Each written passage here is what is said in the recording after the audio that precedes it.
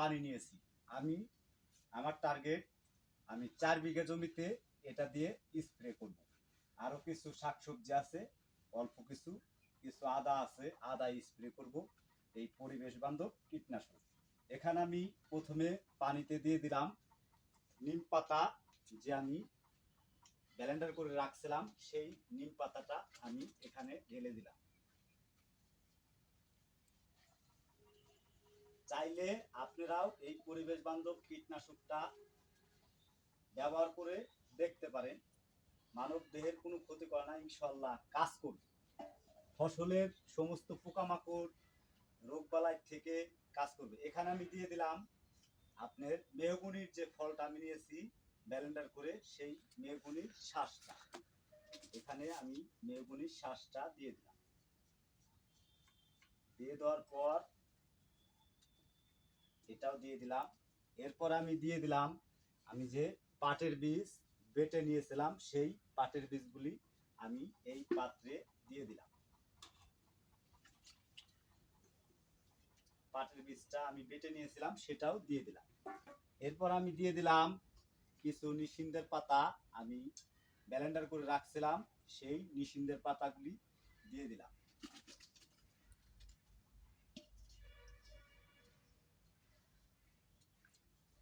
এরপরে আমি দিয়ে দিলাম তামুক, কুচি কুচি করে কেটে রেখে দিয়েছিলাম সেই তামুক কুচি আমি এই পাত্রে দিয়ে দিলাম।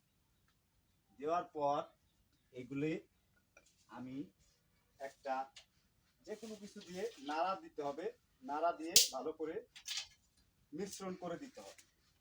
মিশ্রণ করে দিলাম আমি এই পাত্রে, আমি এগুলো সুন্দর করে মিশ্রণ করে দিলাম।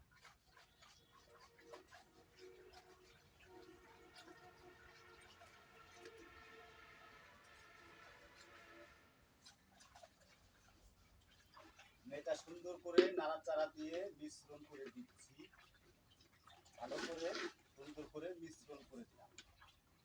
এরপর আমাকে যেটা করতে হবে, এটা মিশ্রণ করে দেওয়ার পর আমাকে এই পানিটা জাল দিতে হবে।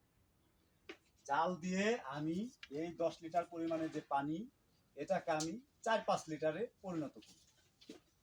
4-5 লিটারে পরিণত করার পরে এই পানিটা আমাকে সেঁকতে হবে।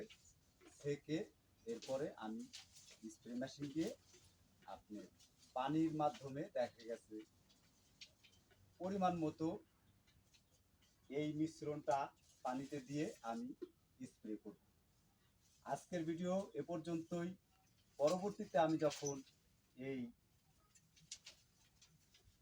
ফসলের ক্ষেতে এই স্প্রেটা করি, পরবর্তী ভিডিও আমার এই লিঙ্কেই দেওয়া থাকবে, আপনারা চাইলে দেখে নিতে পারবেন ইনশাআল্লাহ।